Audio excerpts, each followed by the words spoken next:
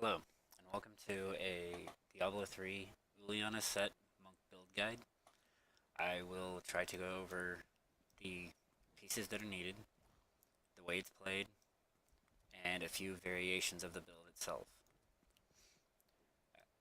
and a few other things here and there. To start out with, you need the Uliana 6-piece. That's the hands, the chest, the helm, the pants, the boots, and the shoulders. You also need as a guaranteed piece, you have to have the lion's claw and the fist. I'm not going to even try to pronounce that last name. I still haven't gotten this ancient. Spirit guards are another almost must, but with the way I run the build, there is one other thing you can run with this, and I will get into that when I get into the talents.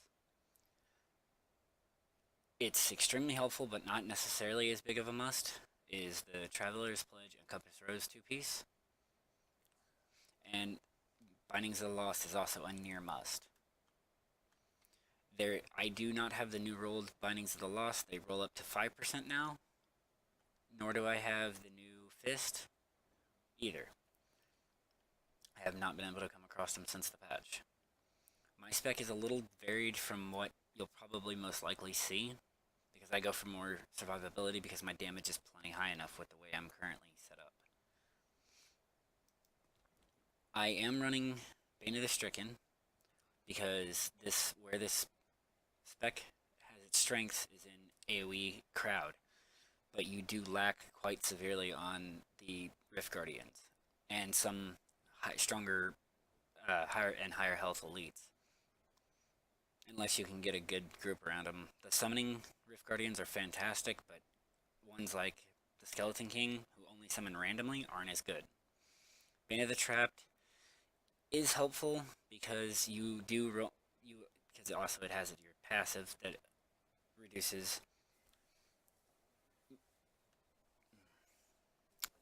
your passive that reduces all movement speed and things like that, and everybody who's played this game knows what it does. As for the reason I'm running the shoulders is because I am running the ring, a royal, and the cube, because every time you cycle and strike, which, as you can see, is fairly frequently, you keep Epiphany up as much as you can, and you're constantly striking. It adds up to 45 or 50% more damage reduction.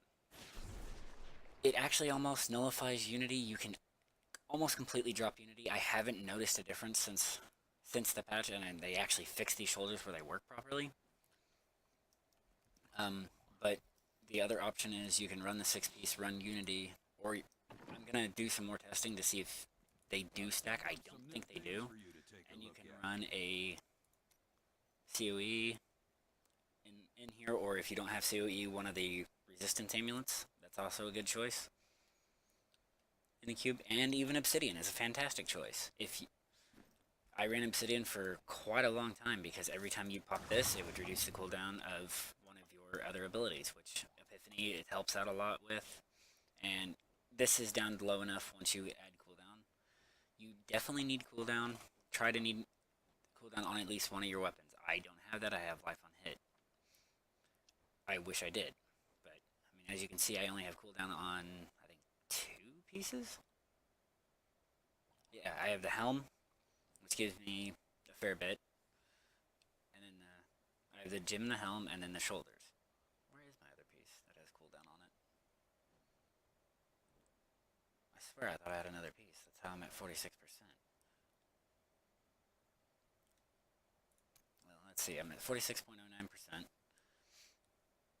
But yeah, crit and crit damage are very crucial, like most builds. Attack speed is not all that viable, but because you're using one-handed weapons, so that you're already attacking almost near max. Endless Walk is only really useful against bosses or elites that you're not going to be moving with, and Rift Guardians, because you stop, get your damage boost, you move to dodge, but the damage reduction is really nice. Now, The other way that you can change that is in the spec, and that's what we'll go over now. You want to run Way of the 100 Fist Assimilation and gather up as many enemies as you possibly can in an area. Strike them all, and when you'll see a number pop up on your fist down here, and that will multiply by 5% for how many ever you have here. The highest I've ever gotten it personally was like 48. And here's where one of your first variations can come up is in Cyclone Strike. I use Wall of Wind. And what that does is it pulls in enemies and freezes them for 1.5 seconds, which is a fairly significant CC. The other decent option, well, there's two other decent options actually. Soothing Breeze, because it heals you every time you use it, and Implosion, because it pulls them in for a ways, from quite a ways. There is one other option, but I don't think it's as good. It is this option, Sunburst, but that's only if you are running the fire variation, which I will go over in just a moment. You are running cold in this variation, though. Well, cold slash physical, because a lot of your straight damage comes from sustained attack. Ideally, if I could get an ideal rolled amulet, I would get crit damage and then reroll the top stat for physical, so I could increase my sustained strike by 20%, or sorry, 7-sided strike by an additional 20%. Now, the reason I'm running the cold variant is because when you're going around, you 3-hit, and it'll throw up your exploding palm. And for every enemy that it hits, it throws that exploding palm up, and then when you kill one, it detonates. This is where this comes in. Your Gundo gear comes into play. Shut up, stupid NPC. Gundo gear comes into play because any enemies that aren't already affected by your exploding palm, it spreads to, which can cause a huge chain reaction and actually cause a screen wipe. You can completely wipe the entire screen of monsters. I've done it thousands of times. I personally have pushed 85, and I believe it's still on the leaderboards. Yeah, or 80. Wait, that's not right. I did do an 85 the other day. Okay. Anyway, but I've pushed 80. Oh wait, nope, that was on test server. Never mind. In live, I pushed 80. On test server, I pushed 85. But here's where another crucial piece comes in, and this build infinitely gets better once you get this piece and this piece combined. Lion's Claw increases the amount of strikes in your 7-sided strike from 7 to 14. This also increases the damage by 100%, as you can see, and reduces the cooldown by 60%. Its base cooldown, I believe, is 14 seconds. You stack on it. This triggers before your cooldown reduction. So taking that down 14, down 60%.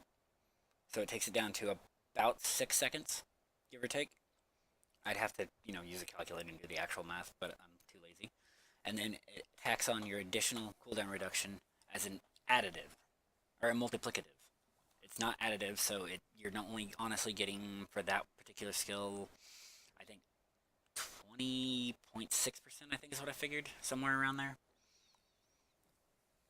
And crit damage is pretty crucial because the bigger your hits, the faster things die, the more explosions, the faster you get through rifts, obviously. And the other crucial, semi-crucial thing that is a really secondary stat, but it's super helpful to have for when your epiphany is down, is CC reduction. Because if you're running either of the two variations, this one or the other one, there's times you're going to be squishy. That's why I like this build, because it's powerful but squishy, a little bit squishy. Not as squishy as Warlock, or not Warlock, Wizard, but still.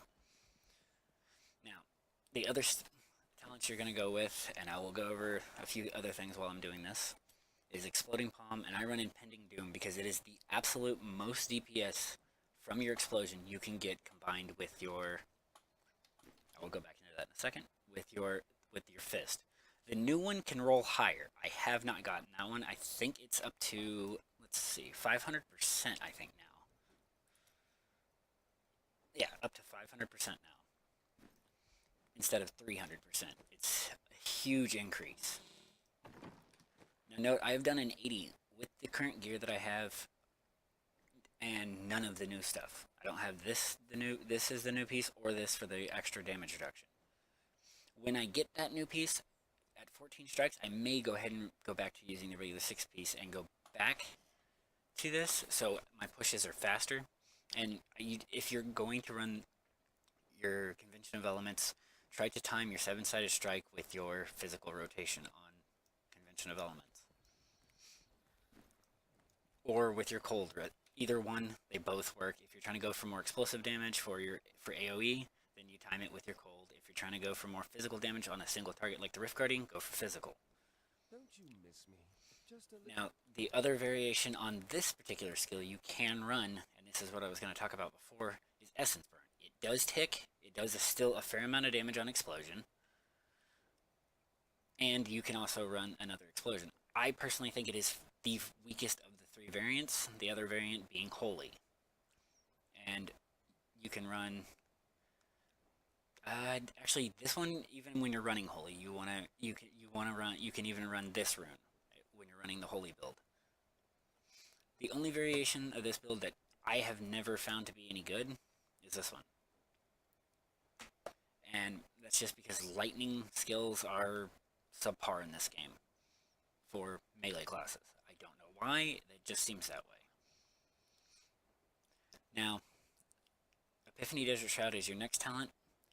There is one other option. I don't recommend it, and that is Soothing Breeze. If you're having no problem with damage, but you're like, say you're getting this is another, tank, semi-tank option, but I don't think it's as good. That's about the only thing I can say about that is you try to use your Gogek and your cooldown to keep this up as often as possible, and that's where an Obsidian Ring as a third option can come in. I think with Obsidian Ring, I've gotten this down to, I think, a 3 or 4 second cooldown. And your final skill is Mantra of Salvation Agility. The other and more prominent option that a lot of people use that I'm still trying to get the hang of is Dashing Strike and Blinding Speed. I've also seen Quicksilver, but I don't like it as much. And I suppose you could use Radiance, but Blinding Speed is the most common other one you'll see, because you gain that 40% additional dodge chance, and it allows you to get out of corners when you can't teleport with Epiphany. I've been trying to work myself up to using it. I didn't like the skill that much. And now into your passive skills. You use Beacon of Yatar. Mystic Rhythm actually does proc from your 7-sided strike, and it immensely increases your damage. It didn't used to. It was broken. Another one you can go for if you're running group is Unity, if you're fairly tanky, or if you're running the Mantra build like I am. I don't recommend Extend Soul. I used it for a while, or you can run, instead of running Mythic Rhythm, if you're getting crushed, you can run Harmony and the other, and Sixth Sense. But I will say that near-death experience is absolutely a must, because you will randomly get crushed by certain things, because a lot of things in this spec, because you're moving around, you're dodging, you're hitting as many enemies as you can, you're going to randomly accidentally step on stuff. I guarantee it. But that's the basics of the gear. I'll kind of slowly go over each piece if you want to pause the video here or rewind to this point to see exactly what you need. And I've got everything spec the way you should. This is unfortunately the only piece you can really get exploding palm damage on. And I believe if you roll a good helm and you don't need the vitality, I did. As you can see, I only have 667 health with all ancients. I think you can get exploding palm and or 7-sided strike. I'd have to re-roll to find out. Actually, I might be able to check while we're here. Let's see. Yeah, exploding palm is the other option if you get a good roll. So that's about the only 2 pieces. But I would recommend at least... I don't actually need the cooldown with the way I'm spec'd and geared. And you don't have to run it. I do recommend Life on Hit if you can get it on at least one of the 2, and possibly cooldown if you need it. I don't know if there's a new spirit guard out. I wouldn't imagine there would be. I mean, 40% is a huge reduction. We can check that though. I'm gonna check that while we're here too. Let's see. Oh, and these two you can flip flop in the queue. I was running Gundo for a long time because I had a better Gundo than Spirit. No, okay. Oh, there is a new Spirit card. Never mind, it's up to 60% damage reduction. Well, that's another piece I have to hunt. Let's see, if I go to my monk page, I was running a Gundo gear like this because at the time I had a cold one that was better. And then I got these, and it had 6% without a roll and cold skills, so I was running those, and then I picked up the current ones I have equipped. But anyway, that's enough about gear. Let's go into gameplay. We're going to just do a regular rift, and I'm not going to do the full thing, I'm just going to do a quick overview of how you run this setup.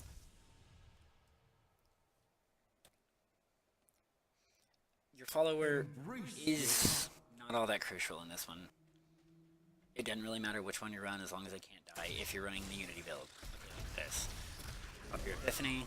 I actually screwed that up. Grab as many as you can.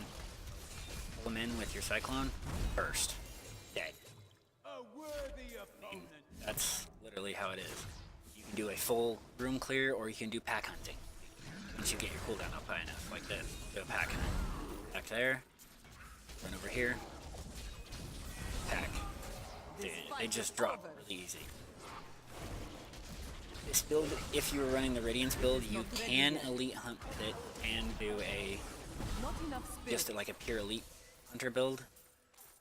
I don't recommend that for GRs, but if you want to do that for a T13, just do Radiance or Dashing Strike, 3 runes or the 3 triggers. Yeah, just it's fun and elite, and I'll show you. Let's see. Skip all this. Pop this in between, so you take a little bit damage while you're running. I didn't want to dot them up because I didn't want them to die. I want them to follow me.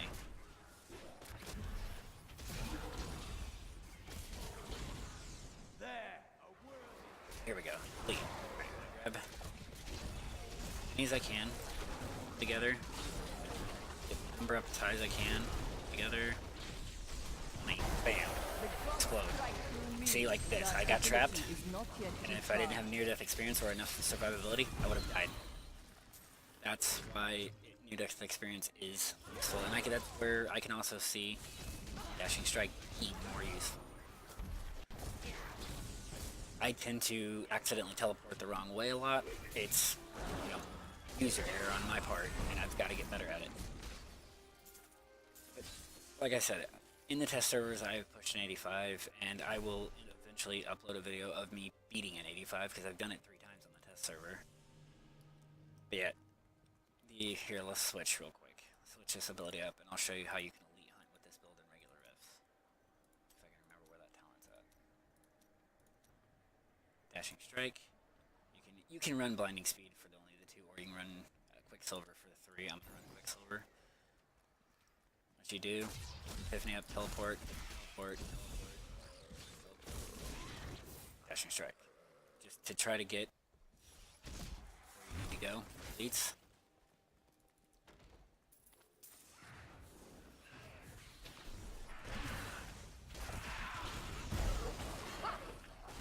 Dashing Strike, Strike. Well, it's not an elite, but it'll work. The treasure goblins are kind of your worst enemy. You kind of gotta pin them.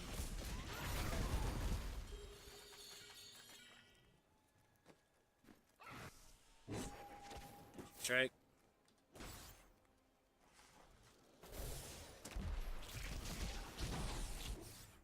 Dot him up, dodge out. There we go.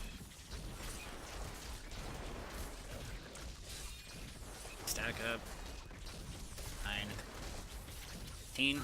Pop. Not ready yet. Strength fails. That's about what the build is. I mean, it's kind of easy.